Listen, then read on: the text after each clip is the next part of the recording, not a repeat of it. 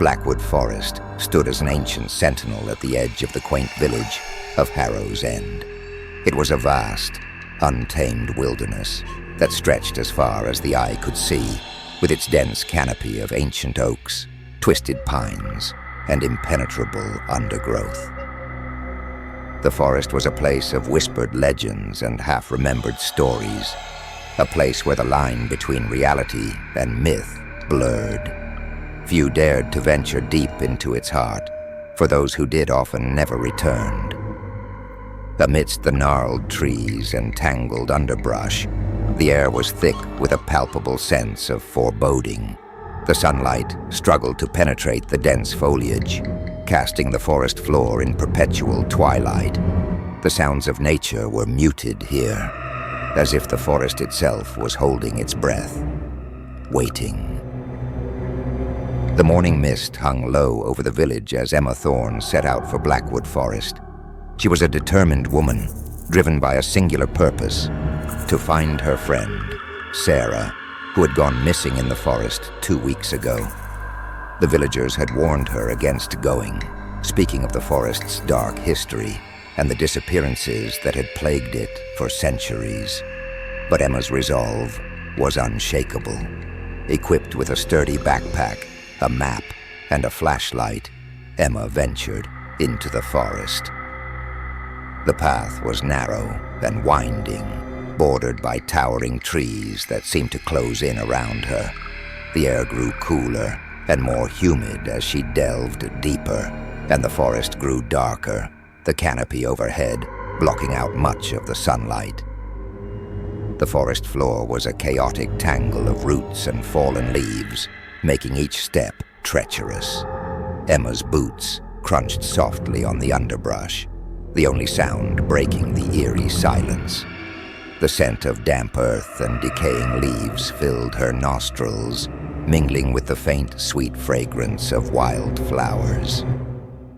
She paused occasionally to check her map, but the forest seemed to shift and change around her, making navigation difficult. Each step into the forest felt like a step back in time. The trees were ancient, their trunks thick and gnarled, their bark rough and deeply furrowed. Moss clung to their bases, and thick vines snaked up their sides. The underbrush was dense and tangled, a mix of ferns, bushes, and brambles that seemed to grasp at her legs as she passed. Emma's heart pounded in her chest as she pressed on, the weight of the forest's silence pressing down on her. She could feel eyes watching her, though she knew there was no one there. The air was thick with tension, as if the forest itself was holding its breath, waiting for something to happen. The deeper she went, the more oppressive the atmosphere became. The sounds of birds and insects grew faint, replaced by an eerie silence that seemed to envelop everything. The trees grew taller and more twisted, their branches intertwining overhead to form a dense canopy that blocked out the sunlight. The air grew cooler and damper, and the scent of decay grew stronger. Late in the afternoon, Emma stumbled upon a small clearing. The sudden openness was disorienting after hours of winding paths and dense underbrush. In the center stood a lone, ancient oak tree, its branches twisted and gnarled. The tree's bark was dark and rough, covered in patches of moss and lichen, its roots twisted out of the ground like the grasping fingers of some ancient beast. At the base of the tree was a crude stone altar, stained with what looked like dried blood. Surrounding the altar were more of the strange symbols carved into the stone and the tree. The air around the clearing was thick and still, the usual forest sounds conspicuously absent. Even the birds seemed to have fallen silent. Emma's heart pounded as she approached the altar. She could feel a malevolent presence here, a sense of dread that seemed to seep into her very bones. The air was thick with the scent of decay and something else, something metallic and sharp. She knew she should turn back, but something compelled her to stay. As she examined the altar, she found a small, tattered piece of cloth. It was Sarah's scarf. The sight of the scarf filled Emma with a renewed sense of determination. She had to find Sarah, no matter what. But as she stood in the clearing, the forest seemed to close in around her, the trees pressing closer, their branches reaching out like skeletal fingers. Emma set up camp near the clearing, hoping that the open space would provide some measure of safety.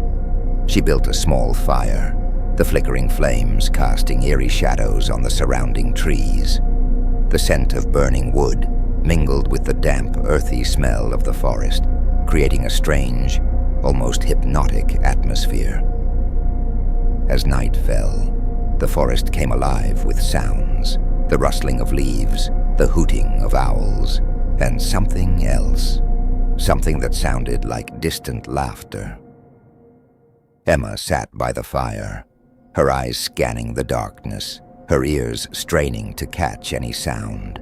The fire crackled and hissed, casting flickering shadows that danced on the trees. Sleep was elusive. Every time she closed her eyes, she heard the whispers, felt the presence watching her. The forest seemed to close in around her, the trees pressing closer, their branches reaching out like skeletal fingers. She could feel the malevolent spirit of the forest, the witch, lurking just beyond the edge of the firelight. The night was long and filled with terror. The whispers grew louder, more insistent, and the laughter seemed to come from everywhere and nowhere at once. Emma's mind raced with fear and confusion, and she felt herself slipping into madness. The forest was alive with a malevolent energy, a dark force that seemed to be toying with her, driving her to the brink of insanity. The next morning, Emma awoke to find the forest transformed. The path she had taken was gone, replaced by a dense thicket of brambles and thorns. The clearing had vanished, and the trees seemed even more twisted and menacing. She tried to find her bearings, but the forest was a maze, constantly shifting and changing. Days passed in a blur of confusion and terror. Emma found herself trapped in an endless cycle of despair, unable to escape the forest's grip. The witch tormented her at every turn, leaving cryptic clues and symbols, mocking her with whispers and laughter. Emma's food and water dwindled, her strength waning. The forest became a labyrinth of twisted trees and impenetrable underbrush. The ground was uneven and treacherous, covered in roots and fallen leaves that made each step a challenge. The air was thick with the scent of decay and damp earth, and the oppressive darkness seemed to press in from all sides. Emma's mind began to unravel. The constant whispers and laughter eroded her sanity, and she found herself talking to the trees, pleading with them to let her go. Her once clear thoughts became muddled and confused, and she began to see things that weren't there. Shadowy figures lurking just out of sight, eyes watching her from the darkness. Her dreams were filled with nightmares, visions of the witch and the dark forces that controlled the forest. She saw Sarah, twisted and transformed, her eyes empty and soulless. The forest seemed to pulse with a dark energy, a malevolent force that seeped into her very soul, driving her to the brink of madness. Emma's descent into madness was slow and insidious. She began to hear voices whispering in her ear, telling her to give up, to accept her fate. The voices were relentless, filling her mind with doubt and despair. She found herself talking back to them, arguing with the unseen entities that seemed to surround her. Her body grew weak and frail, her once strong legs barely able to carry her forward. She stumbled through the forest, her vision blurred by exhaustion and hunger. The trees seemed to close in around her, their branches reaching out like skeletal fingers, their roots twisting up from the ground to trip her. Emma's sense of time became distorted. Days and nights blurred together, and she found herself wandering in circles, unable to find her way out. The forest was a living, breathing entity, a malevolent force that seemed to take pleasure in her suffering. She began to see things that weren't there. Phantom figures moving through the trees, faces appearing in the bark, eyes watching her from the darkness.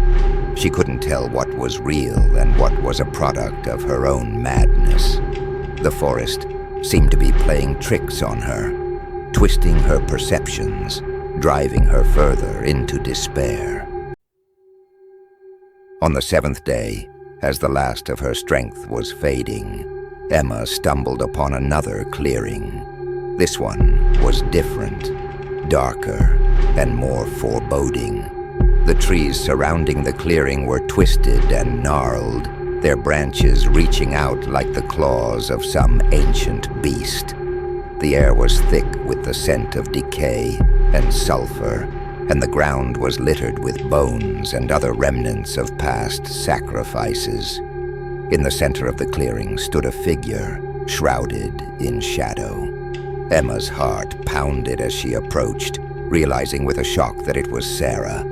But something was wrong. Sarah's eyes were empty, her face twisted into a cruel smile. "Sarah?" Emma whispered, her voice trembling. The figure laughed, a cold, hollow sound that echoed through the clearing. No, not Sarah, not anymore. It was then that Emma understood. The witch, the spirit that had tormented her, was Sarah, or rather what Sarah had become. The forest had claimed her, twisted her into a malevolent entity. Emma's heart sank as she realized the truth. The forest had lured her here, driven by a dark, ancient power. The witch, Sarah, was merely a pawn in a greater game, a servant of something far more sinister. The ground beneath her feet trembled as the witch raised her hands, chanting in a language Emma did not understand. The forest seemed to come alive, the trees twisting and writhing, the ground cracking open. From the depths of the earth, a figure emerged, cloaked in darkness, eyes burning with a fiery malevolence. It was Lucifer, the Lord of Hell himself. Emma's screams echoed through the forest as the witch completed the ritual, sacrificing her to the Dark Lord. The last thing she saw was the cold, cruel smile on Sarah's face, and the fiery eyes of Lucifer staring into her soul. Thank you for staying for today's symposium. As always, if you would like a story narrated, leave a suggestion in the comments, or send me a submission to my email. The link is in the description. Here are some more horrifying tales for you to choose from. I hope you all have a wonderful day and stay terrible.